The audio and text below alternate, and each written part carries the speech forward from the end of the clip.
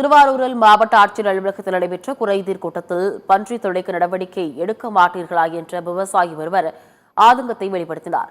திருவாரூர் மாவட்ட ஆட்சியர் அலுவலக கூட்டரங்கில் மாவட்ட ஆட்சியர் மோகன் சந்திரன் தலைமையில் விவசாயிகள் குறைதீர்க்கும் கூட்டம் இன்று நடைபெற்றது.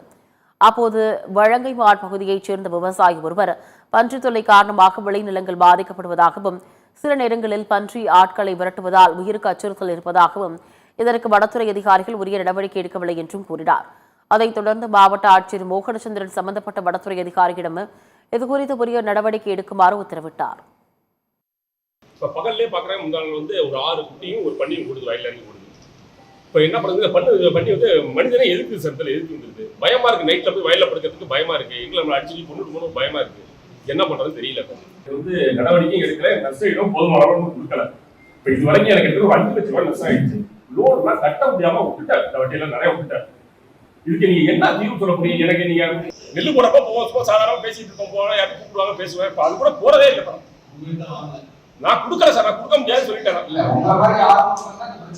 ஆமா, கொடுக்க மாட்டேன்னு தான் சொல்லிட்டேன்.